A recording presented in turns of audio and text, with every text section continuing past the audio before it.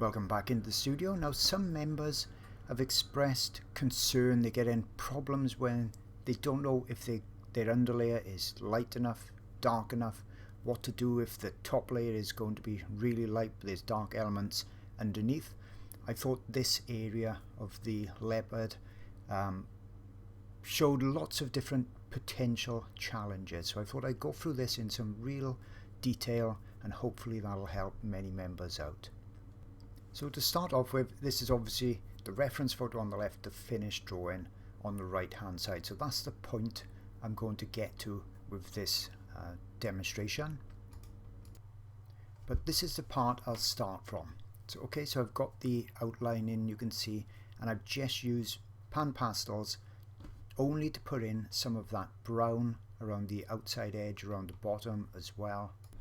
But what I want to really emphasize is that I've got so little Panpastel down, you can see the transfer lines through it. You see the lines coming towards the bottom from top right to bottom left, indicating where those patches of white haze, the thicker white haze, are going to actually flow. You can see that very clearly through the Panpastel on top. So that's a part of something that lots of people may be getting wrong at the initial stage. I'm not putting hardly any pastel down for my underlayer. I'm just putting the minimum down, always erring on the side of less, not more. We can change everything on top with extra layers, but if you put a lot of layer or a lot of pastel down as your first layer, you're not going to get the details on top. It's just not going to work. It's going to be almost like pushing a pencil through, like a snowplow going through snow. Okay, the bottom layer needs to be as thin as possible, and with Panpastels in particular, you can do that quite easily just by, when you put the pastel on the applicator, rub it on some white printer paper, as you've seen me do probably in loads and loads of my other videos. That takes excess off.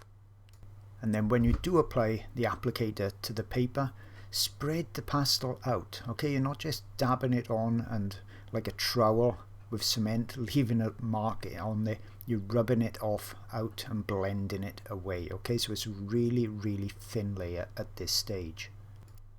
Now notice in the middle of the ear, the dark area, that's gouache paint. Okay, I like to put gouache down if I've got really dark areas that need light pastel on top. It allows me to kind of tint or tone the paper, knowing that now that's dry. Obviously I've dried that before any pastel went on top, that gouache. You'll see that again in lots of my videos. I go into that in detail. But the beauty of that is I can kind of, as I said, tint the paper and I can put the pastel on top and nothing's going to move, smudge at all. But in this instance it's not much there, so I could have put just a little bit of black pastel, really wouldn't have made much difference. But I haven't got anything dark in the areas where I'm going to have, you see those clumps of real creamy haze in the central part of the ear. I haven't got anything dark pastel under that, and that's going to be critical as I move on. Okay, so in this section here, I'm going to start to darken some of the areas, texturize it as well, so basically start to get it more accurate. I can see around the outer edges as well, I'm going to need to come in with some dark browns to get that shadowy areas that's in between the highlights of the fur. So I've got a bit of this brown around here as well. Now I can subdue all that colour. It's all a bit too vibrant, but remember, we don't have to exactly match colours. We can make our drawing more vibrant or less vibrant. That's totally up to us. So just indicating now where these highlights are going to be. Now I know I need to go a bit darker there, but I just wanted to get it set in my mind where the outer edges are for the highlights and the haze, just so I know the position they sit in on the paper. It's quite easy to get confused and put something in the wrong place. So I'm using extremely light pressure. Now around here, these horizontal lines, that's where I need to keep it quite light. Okay, you can see the benefit there of that gouache. But these are the areas where I don't want anything dark, really dark underneath. If I put something really dark under there pastel wise, say for instance if I went as dark as this brown, I'd struggle to get that light on top. Depending on how much pastel I put down, how thick it was, the more I put down, the less likely I'd be able to get a nice clean light colour on top of it. So just coming around the edge. Okay. The main part of this whole video is for you to see just how little pastel I'm putting down. I know probably 90% of the problems people are having is because they push in too hard with the pencils, they put in too much pastel down on the initial layer, and then by the time they come to detail, they've got so much pastel on there that the highlights just don't come off the pencil. So you can see I'm not covering all of this area, I'm leaving lots of the underlayer showing through.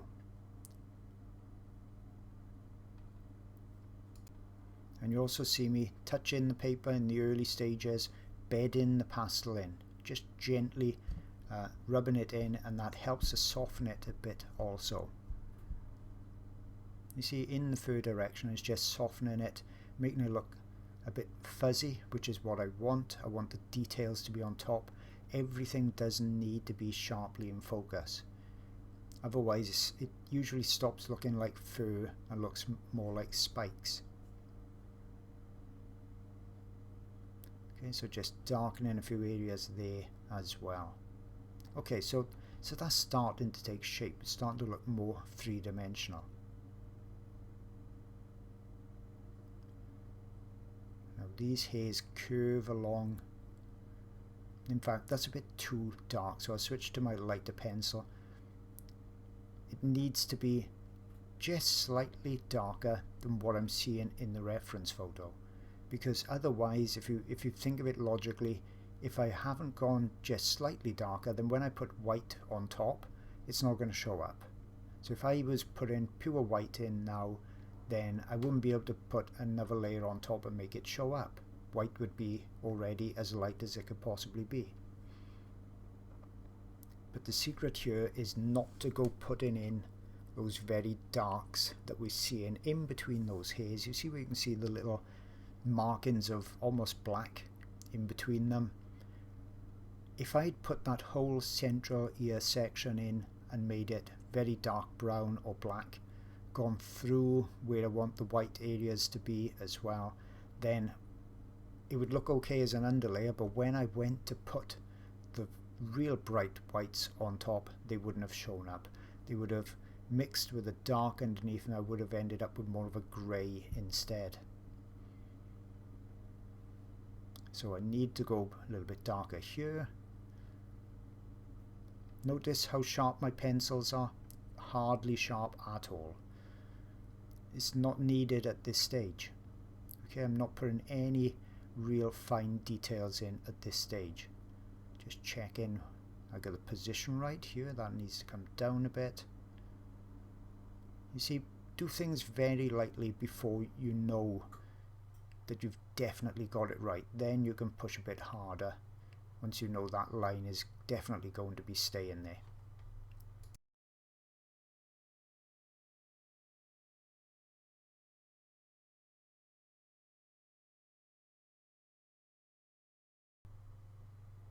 Okay, and a few more darks here. I can start to think now, okay, I've got everything in the right place. Now I can start to darken areas up. Like here, this needs to go a bit fuzzy and darker. Not worried about the outside edge yet. I'm going to sort all that out when I do the background. But down here it goes a little darker also. Got a small mark there. couple of small marks we're going to have here. So now I'm going, almost working negatively, similar way to what you would normally do with coloured pencil. So I'm putting in the darks just in the areas I can see it on that reference photo. So we've got a few down here at this bottom section, and then it comes upwards, and on the outer edge too, and then a few darks in there.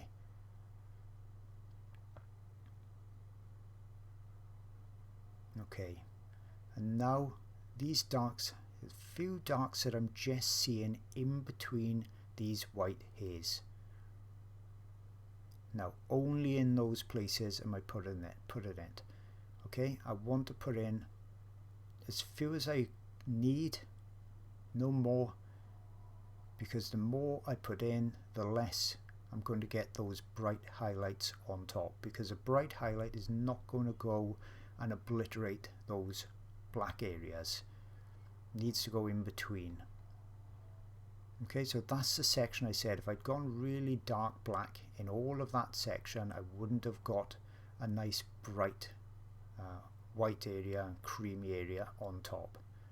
Now out on the top area, this edge area, that's not so bad because it doesn't need to be really bright on top of it. So I know I can put in this texture and still bring it back to a nice creamy edge, just because it doesn't need to be going that bright white on top. So with pastels we can put light on top of dark, but it's not a get out of jail card. We can't go black or very brown dark or dark grey underneath and expect to get back to something extremely bright, but we can go a darkish brown underneath and bring it back to like a creamy colour. Okay, so test that out. You need to be able to, for yourself, work out what you can get away with, how dark you can go as an underlayer and still get bright on top, or how bright can you do it.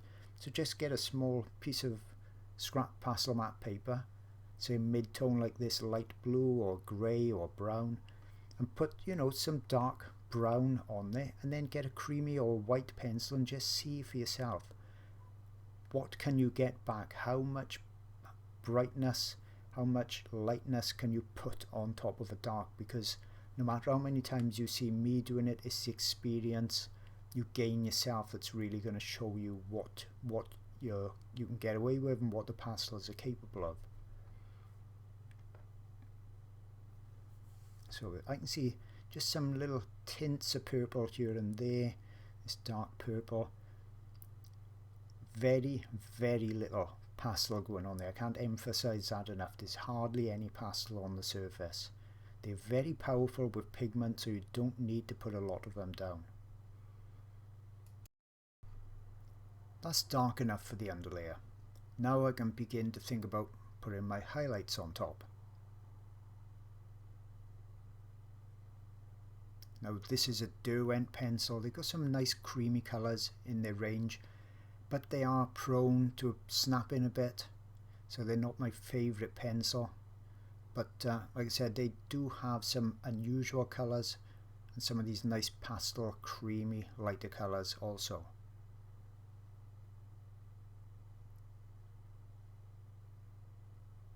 So you can see how I can manage to get these colours quite easily on top of the browns. It's looking quite realistic. The more layers I can put on, the more depth the fur is going to appear to have. Remember, in real life, sections or areas like this would have lots of hairs overlapping each other. That's what's giving that appearance on a piece of printed paper, because that's what the reference is, don't forget.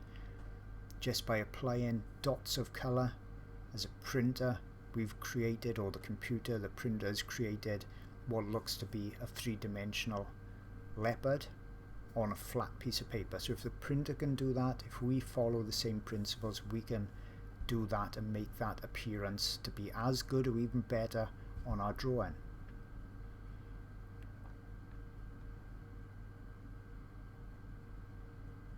Once again, notice the sharpness of my pencil. Lots of artists try to get that pinhead type of coloured pencil sharpness to the tip of the pastels. It does not work. You get pencil nibs snapping so frequently it'll be frustrating. You don't need a really sharp edge. Notice every couple of strokes I'll lift my pencil off the surface of the paper, I'll rotate it while it's off the surface of the paper, and that stops me getting a flat edge every few strokes on the pencil nib. Means that I don't have to be sharpening all the time. Okay, some more of these smaller strokes down here. I'll be going over a lot of this with a lighter pencil again, just to add to that depth.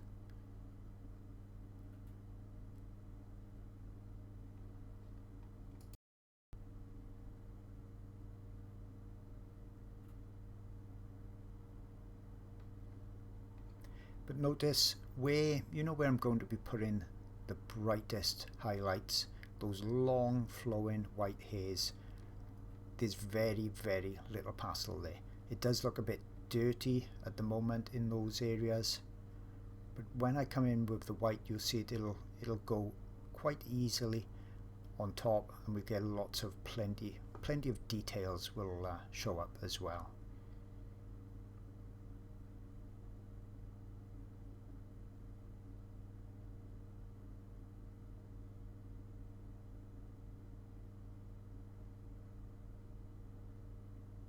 So that's the main secret with pastels in general, not to go and put lots of pastel down, because don't forget, it is just a dust really coming off the pencil. Okay, so now I'm starting to think about those highlights.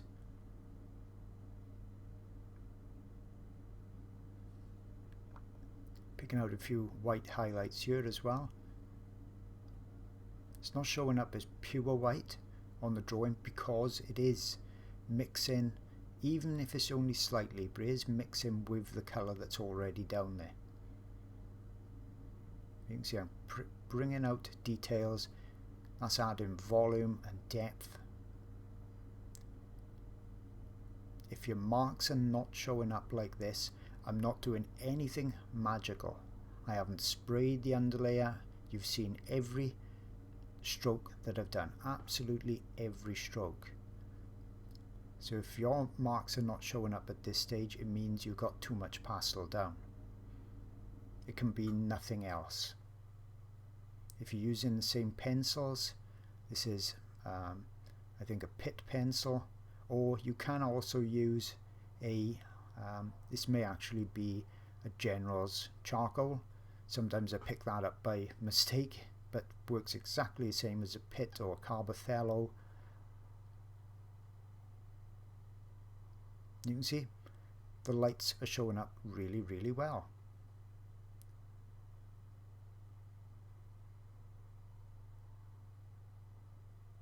Now I'm not going to bring these hairs out over the background, because I obviously need to get background in place. But I can do it all right up to the edge. And then it's just a case of putting the background in when I want to, and then I can just, as a last stage really, bring the whites, the individual hairs out over the background. Now I'm just touching it every now and again just to soften the look. I don't want it to be all hard edged even in this area. So on that part on the right hand side, it just goes a bit softer, and then it goes a bit harder over here. You see, I can push a bit harder now because I want distinct marks, and then lighter pressure and touch in on that corner where I want it to look softer.